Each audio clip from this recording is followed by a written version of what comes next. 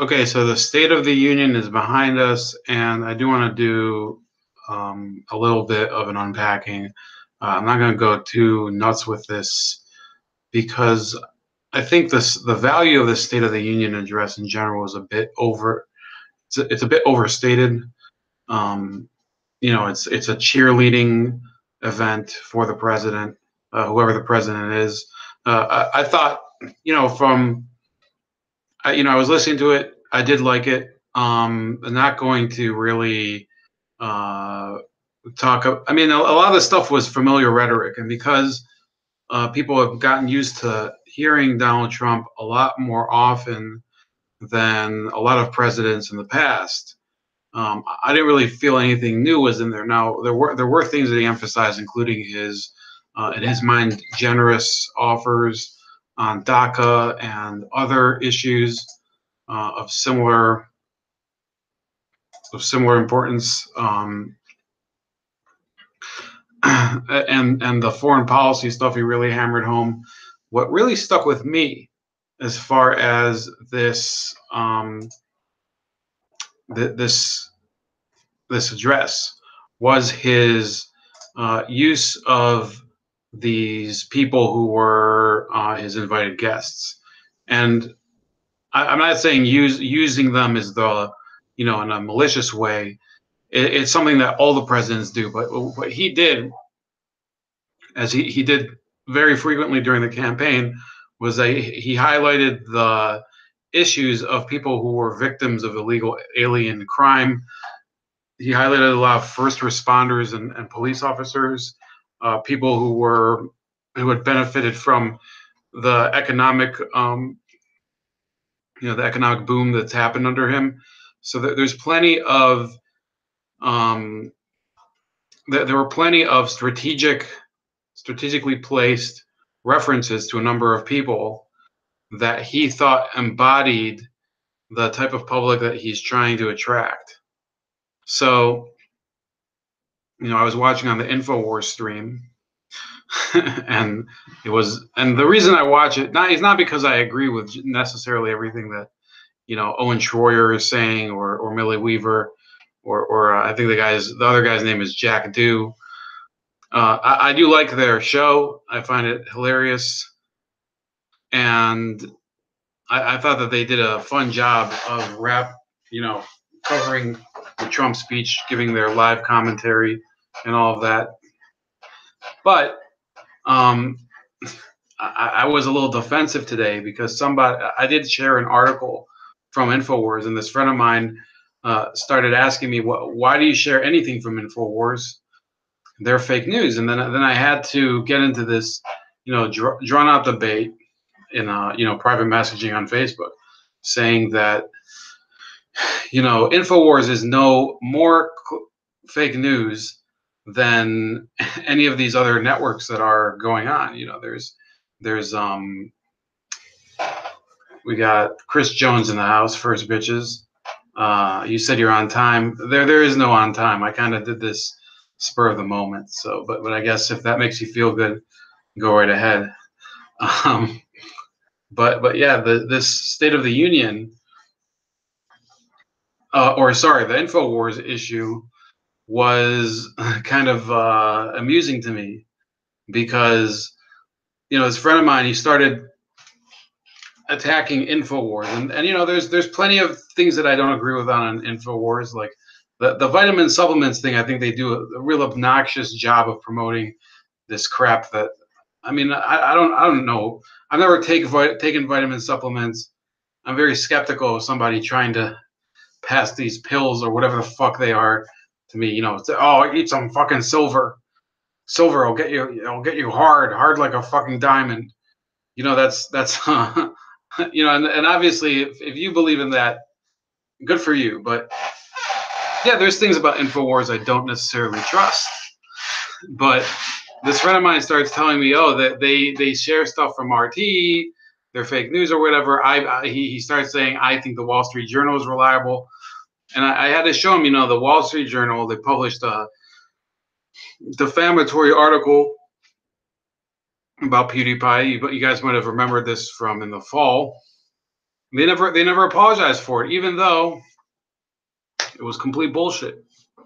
PewDiePie isn't a Nazi, but they called him a Nazi, and they never apologized for something that could be potentially career ruining for a lot of people. Now, I don't think I don't think anybody was convinced by that. I guess we'll call it a debate between me and my friend.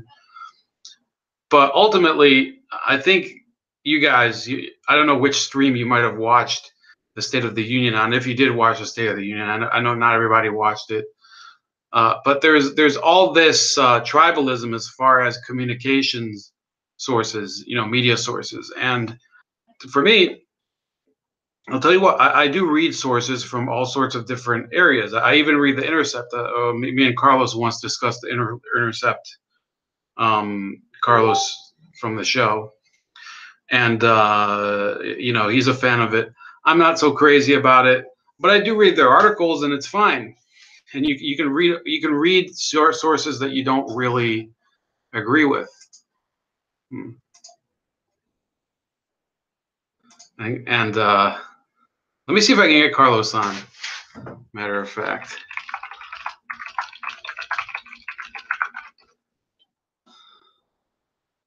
We'll see if he wants to come on. I know that people are busy, but if there's I know like for LA time it's actually pretty good. But the State of the Union, yeah, it was pretty amusing to watch him goad the Democrats into all these reactions. And there was the moment that the most heartbreaking moment for me was the one where he talked about those two teenage girls that were murdered by MS-13.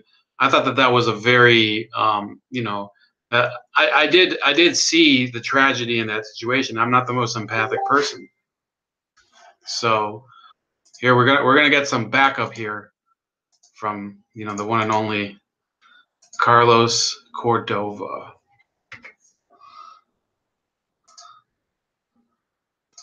We're gonna see his reaction, and I did have a little fun with it, and I think he did an entertaining job of it, even if you don't agree with it. President Trump made the State of the Union pretty entertaining for most of it. Some of it, I'll admit, I was bored by some of it because I've heard a lot of it before. I'm not going to pretend that this guy makes everything, like every single second he like makes. Actually, I was just looking at the InfoWars stream, and it's still there's a ton of people. Over 8,000 people are watching their stream now, even though it's been over for a while. We have Baraba Hagal talking about, he said, started to watch on ABL till it was shut down. Yeah, me too. Hashtag me too. I was watching too on his, and they shut it down. It was the weirdest shit ever. And he says Jimmy Kimmel, what a joke. I have no idea what happened.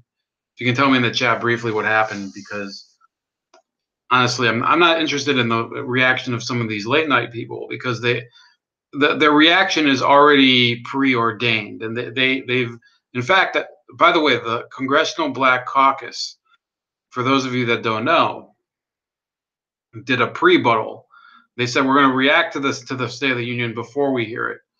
Well, I mean, how about just have a program for the whole year instead of waiting for the State of the Union to throw a fit? The State of the Union, it used to be that's another thing. Now I didn't see the Maxine Waters reaction, and I don't know if it happened or not. So if somebody could please tell me in the chat what they thought of it if it did happen, because I was looking for it, I couldn't find it. But the fact that the Democrats or Trump's opponents had several different rebuttals for the speech from so many different perspectives within the so-called resistance shows, in my opinion, that there is a sharp division within the anti-Trump resistance. It's just not coming together. There's no unity between the opponents of Donald Trump. because there is so many people who are, there continue to be people who are, for example, never Trump conservatives. I don't know what they did tonight. Maybe they ordered maybe they bought a box of DiGiorno at the store and stayed home and watched Alien versus Predator or something, because those people are really in a state of denial. I mean, what do they want that they haven't gotten over the past year from this guy? Well, they want globalism. That's what they want, and he's not going to give it to them. And then you have the traditional liberals, and they got their speech from Joe Kennedy. And in a couple minutes, maybe we'll talk about it. I hope Carlos is coming on, because I did send him the link to join.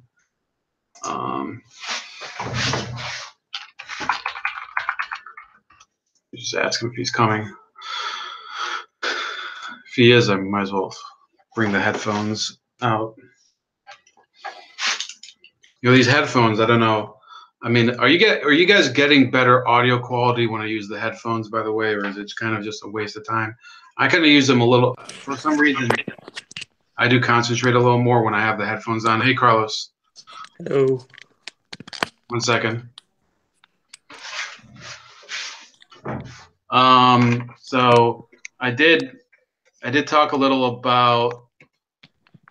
I think I just mentioned you a couple of times. I think one of the things that I mentioned was, how. Remember one time we were talking offline about The Intercept, and you said you like it, and I said, I don't necessarily like it, but I do read their articles sometimes. Mm-hmm. So I was talking about this friend of mine who said, "Oh, don't read or watch Infowars at all." I said, Infowars, I like it; it's entertaining. I don't just watch Infowars or whatever. I think people should watch like a variety of different, information sources. Yeah. So how's it going? Did you watch the State of the Union? Well, I mean, are you comparing the Infowars with The Intercept? I'm saying that this guy was like really he was giving me a hard time. No, dude, there's no comparison. Come on. I know Infowars is much more entertaining. Come on, right? Do you get boner pills on The Intercept? No, you don't, dude. you don't get a nice doctor telling you, a surfer like doctor telling you what's good for you in the mornings and shit. It's hilarious. Good. Yeah, no, I watched it. I watched most of it. I was watching the live stream from Jimmy Dore. Yeah, so tell me, first of all, because I was watching the Infowars stream, which I find hilarious. I do watch Jimmy Dore once in a while, so I guess that's like a fun, like, we both watch Jimmy Dore sometimes. I don't know if you watch Infowars. So how was the live stream?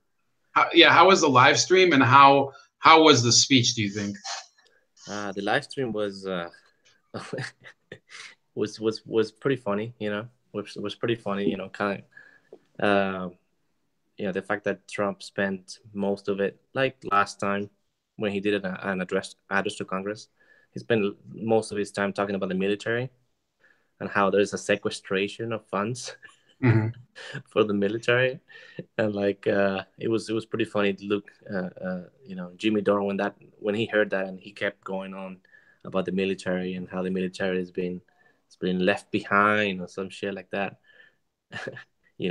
It was fun watching Jimmy Dore kind of give a laundry list of things to be concerned about in the military. And I think those are some of the things that unite actually libertarians and progressives. So no, anyways, no, it was pretty fun. I think the speech his delivery was a lot better than before. He's kind of getting used to being a president, I guess. But a lot of concerns in there, because he's talking about like lowest.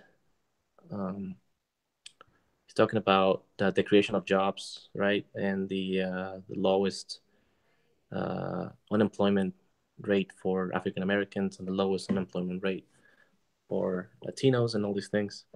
And that's a very misleading statement, and we keep hearing that from Republicans all the time, saying that, oh, this guy is good for jobs.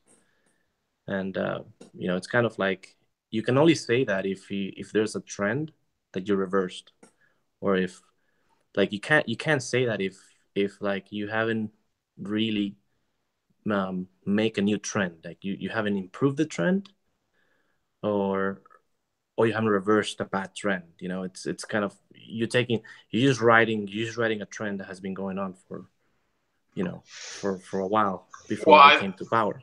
I think you have a point in that there are statistics that were positive under Barack Obama that have continued under Trump, and he used to kind of laugh at them when the Democrats would cite them, but now he's using them, and Yeah, I think I agree with you on that point. However, in my industry, which is it's manufacturing related, it is clear that there's been a boom in the business and in the opening of new jobs. So, and I'm not going to get okay, but into what that's industry I'm in, but we're I talking think we're yeah, go talking ahead. like we're talking about a trend of unemployment, and and that trend has continued to go down, not because of Trump necessarily. I mean, you can't. Yeah, sure. I mean, I'm sure there's certain areas where there has been improvement in certain things, but what I'm trying to say in general, if you look at the big picture, because that's what Trump is talking about, the big picture, right? The unemployment rate, if you put a slope into it, it's the same slope as the one Obama had. He didn't improve it, Well, substantially or the anything. question is, I mean, you're saying in certain areas, but that was the point of the Trump agenda, which was No, no, no, that no, no, no. hold He's on. talking more specifically. He's talking about the lowest black unemployment rate, which is true. I'm not saying it's not true, and the lowest Latino unemployment rate. But he's Right, but talking about it if as you if look he at created that. what jobs were being created under Barack Mhm. Obama, a Yeah, lot of and this was admitted in a DNC memo. A lot of them were minimum wage or yeah, temporary jobs and things like yeah, yeah. that.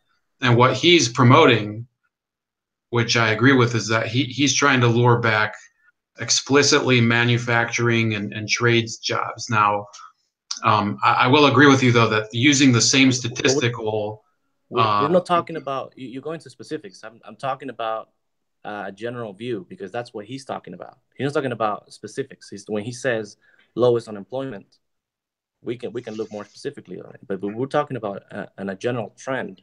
When he says lowest unemployment on the black community for years, that's true. But it's misleading to say that you have created that when the graph of the same data that you're talking about, the slope of the graph hasn't changed much since you came in.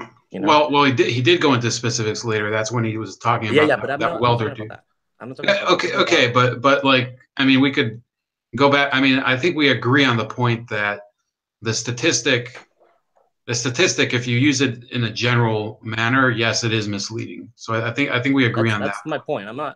I'm not going to specifics. I'm going to specific in a little bit, but that's what kind of one of the things that we hear from the Republicans, and that's completely misleading. To say that it's if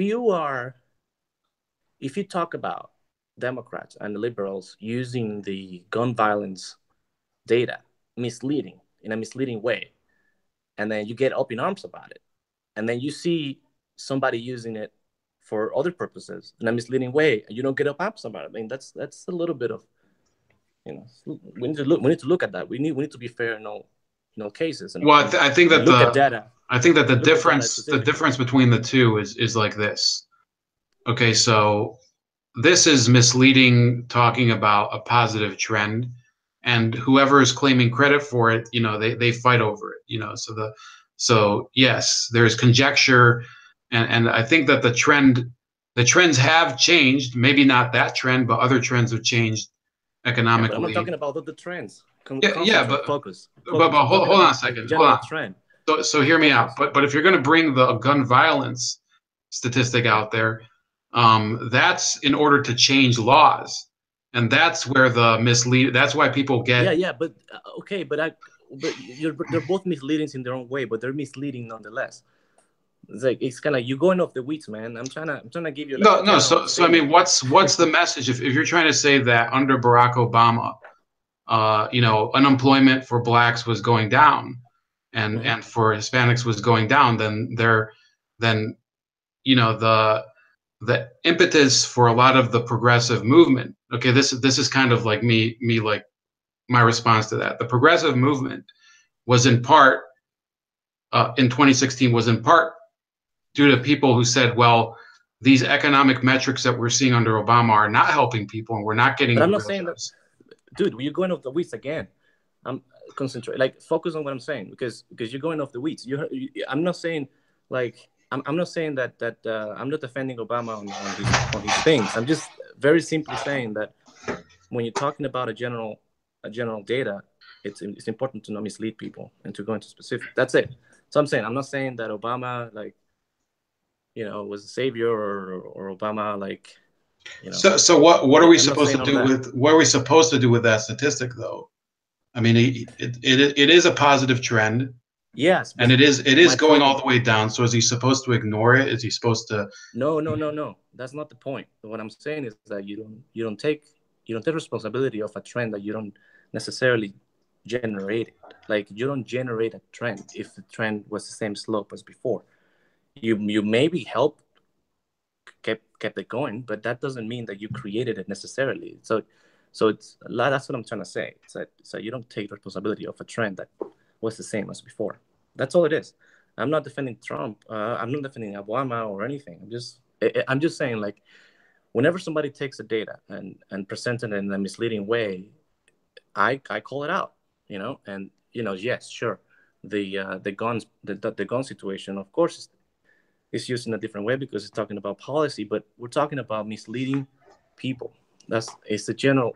I'm talking about in general terms. But you're going off the weeds, man. That's all Well, I'm saying. That's I'll all I'm tell saying. you why he's using this statistic. Okay, and the reason is that the predictions among economists across the spectrum before he became president was that his term would be a complete disaster. First and foremost among all Americans, and secondly among minorities. So it is used as a rebuttal. Yeah, No, it's not used as a it is rebuttal. He's overstated. using it. No, he's using it. He's saying that he's responsible for it. Well, One thing he's okay. saying. So if One he's thing saying he's that saying. he's responsible for it, then and you're saying that that's dishonest, then you have to call out the same people that were saying that he would lead to an economic disaster.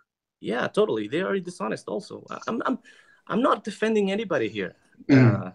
So Just focus on what I'm saying. I You're think going we off the weeds okay. So we again. both agree. We both You're going agree. off the weeds again. Like We both agree. I'm Yeah, not. but we can't stay on the same point of that being the dishonest statistic It is. because It is a it's dishonest not the. statistic. What do you mean? No, but we already agreed on it. Okay, good. But that's it. Okay, the end of discussion. Why are you trying to go off the weeds, trying to like find a rebuttal? Like you don't need No, to find a rebuttal. because he discussed more than that statistic during the State of the Union. Okay, but I'm talking about what I heard from the State of the Union. As I said, I didn't see the whole thing. I I, I saw parts of it.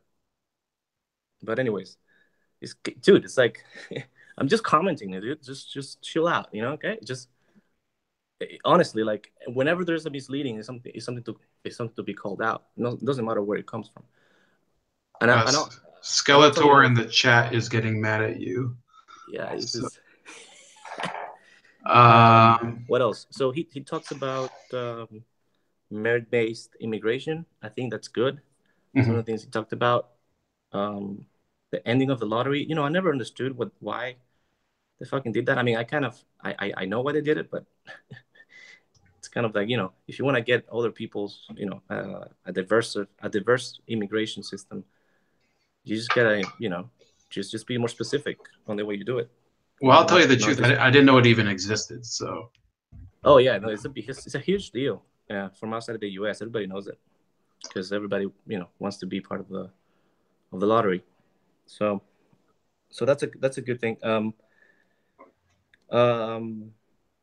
yeah, I mean just and then just the pandering to to the Oh yeah, military-industrial complex. for sure, man. It was fucking. It's disgusting. But again, it's the same thing we see all the time, right? Every president does it. So, I mean, as I said, it's a trend that has been going on forever. So he didn't create that trend. He's just been part of the same bullshit. I'm saying that the military is underfunded and that shit. So, yeah, for that part, I mean, there's nothing to say because it's just the same old, same old. Right. So he's following his general pattern. Yeah, Exactly. Yeah. it's the same. Yeah, just like he's following the trend that he didn't create. It's the same. So, anyways, so that's my take. I mean, there's not much else. What did you think That I about highlight. his I thought that now we were talking about policy here. He said that, for example, that he killed the guts of Obamacare. Obamacare is still on the books technically. Yeah. What I was a bit disappointed about was that he did not talk so much about his next moves as far as healthcare. Did you have the same impression? Yeah, I did have the same impression actually. That's a good point. He didn't mention anything about it because they don't have a plan, man. Come on, like everybody knows it. They don't have a plan. The plan's to not have a plan, Carlos. I mean. Exactly. They don't have a plan, and they don't plan on doing anything, and then they never had a plan ever since Obama was enacted. They never had a plan. So there are plans within the party, but the party won't get behind them because they're a bunch of pussies. Yeah, exactly. Just like the Democrats won't get behind Bernie's plan. Yeah, exactly. The Republicans won't get behind. But I mean, it's like a mirror image. Yeah. Did your camera have like a issue? By the way? Yeah, I'm low on battery, so. Oh, okay. Sorry. No problem. We're getting a lot of action from Pinochet again. For some reason, Pinochet is more active during your live streams with me, Carlos. Yeah, he thinks like I'm a communist or something. I don't know. Well, he thinks everybody's a communist, but Bara Bajagal says, bold like a leopard, do you think the Democrats were worried that Donald Trump was going to get into the details of the FISA memo? I'll answer that. You can answer that too if you want. But no, I don't think – I generally don't think he was going to release it today because they are on kind of a schedule to have it officially reviewed by the end of the week. So I don't think that but I do know that they're under a tremendous amount of pressure due to details coming out from all sorts of sources about other issues of the investigation. So no, I don't think that they were worried about that during the State of the Union. What did you? Do you have anything to comment on that, Carlos? No, I'm not worried about that. Not for the State of the Union. Yeah. Now the reactions from the audience, from the Democratic audience, were pretty funny, and I posted a couple. Nancy Pelosi really looked inept. I think Bernie Sanders, I do make fun of him. I think he was kind of antsy to get over and do his rebuttal, which I didn't see. So did you see any of that, Carlos? And because, you can talk a bit about that if you want. I saw the beginning of it, but it's kind of like I've seen so many Bernie Sanders shit that I kind of know what he's going to say anyway. So I stopped watching Bernie Sanders as much as I used to because it's kind of like I know the story, I know the policies, I know what he stands for, I know he's gonna deliver what he's always delivering. So it's just kind of it's a predictable thing. Yeah, I think it's sort of the actual speech by Donald Trump.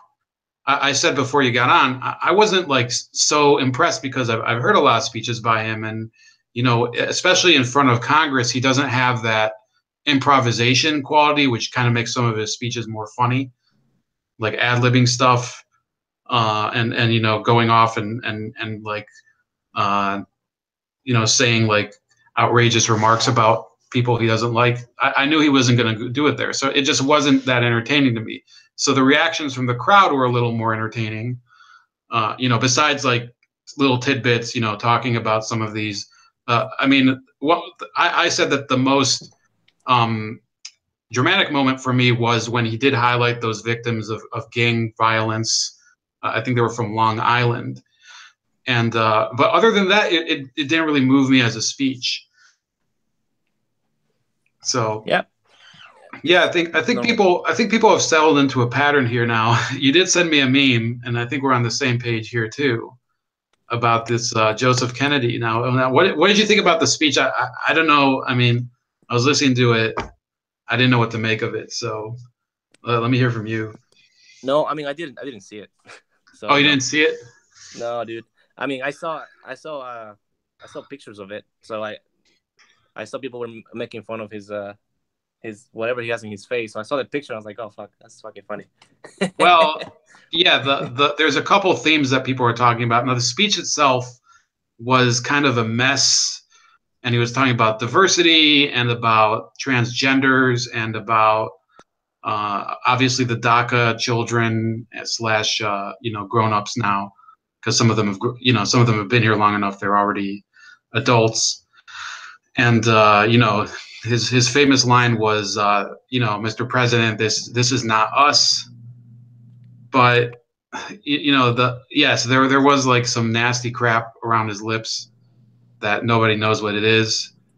And he also was standing in front of a car with its hood open, and people remember that his uncle Ted Kennedy, the Chappaquiddick incident where they crashed into off a bridge or whatever. So people were making fun of that. Do you think there's a future? Okay, so you didn't see the speech, so maybe. I mean, I think I didn't see it for the same reason I didn't care much when Oprah was elevated. It's Uh-huh. kind of like I know what this is. This is just It's like the this is what fish food. this is what the liberal media does. They just prop up one candidate every other month or so, and then they see what the ratings are, and the ratings are high, they like it, and they move on. And then at the end of the 4 years, they select between who had the most ratings, and they put him as a candidate. So this is we're just being fed a strategy by the Democratic Party to know who the fuck are we gonna put as a it's that's really what it is.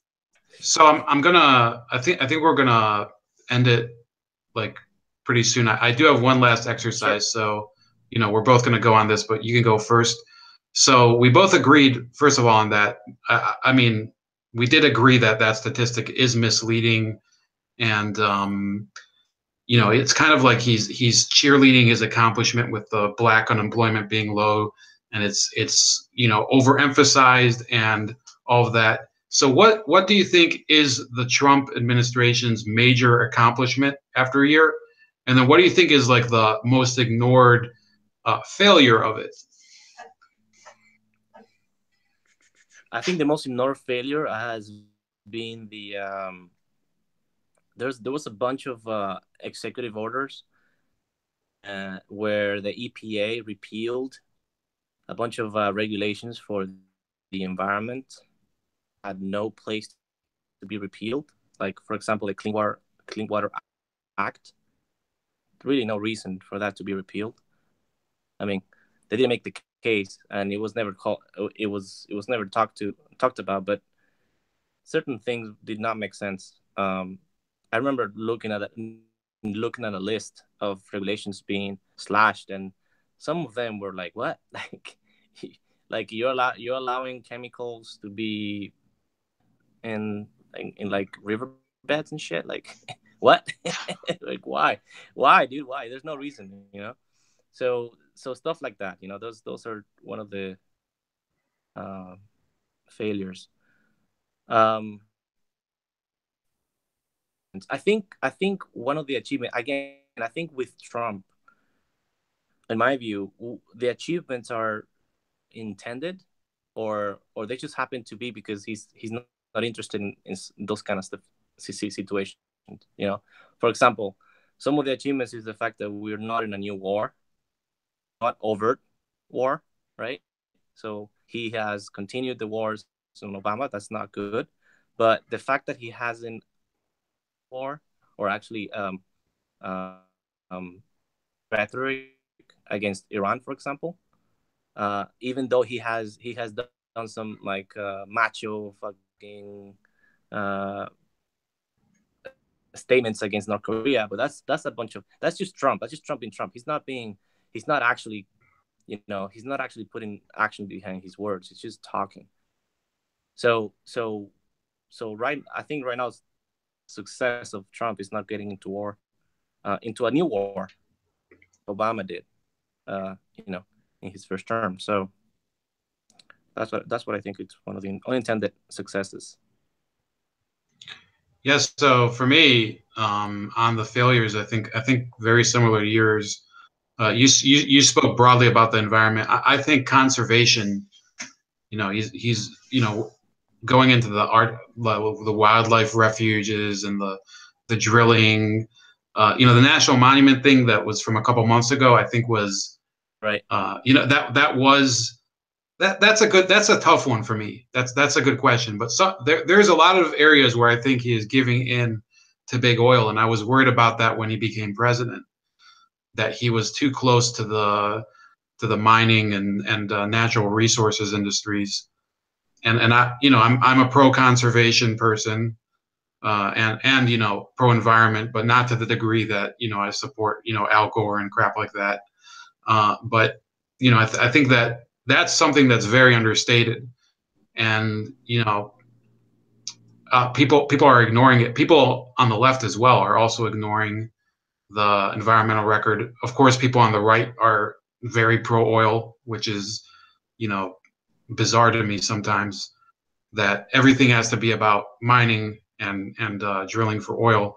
The best accomplishment for me, the one that I think is not talked about much, is his successes with ISIS and his repealing of a lot of the industrial regulations. For example, in the industry of medical device manufacturing and other industries where that this is from personal experience, so not everybody has to share what I think, but there are a lot of regulations in there that are they cripple the advance of technology. So anyway, it's been a pretty late night. Maybe later I'll check out if there was a Maxine Waters reaction, because I didn't see it. Do you know if it happened? Or I didn't see it. Yeah, I think this was a one last thought for me, and you can give your final word if you have any. But there were so many reactions, and there was even a pre-buttal by the Democratic Black Caucus, that it's going to look like the opposition to Trump is pretty divided, and there's no coherent message. What do you think about that, or any other final thoughts? Yeah, there's no coherent message. I mean, they're just shooting in the dark right now. Just trying to find a leader. I mean, they have a leader in Bernie, but they don't care much for him. Yeah, they're just shooting in the dark right now. They're just trying things. They're not listening to the base as usual. As far as I know, they're gonna have a tough time in 2018, in this year, right? So the primaries. All right, so Carlos, thanks for coming again, and I love having you on, especially because we disagree on certain things. Of course. But yeah. but because you all how to look at the big picture too, and hopefully we're gonna. I think the memo is an important thing, but the State of the Union was not about the memo. So we're going to break for tonight. Hope to see you again soon, Carlos. Hope to see the audience members again. And everybody have a great night. Good night. Good night.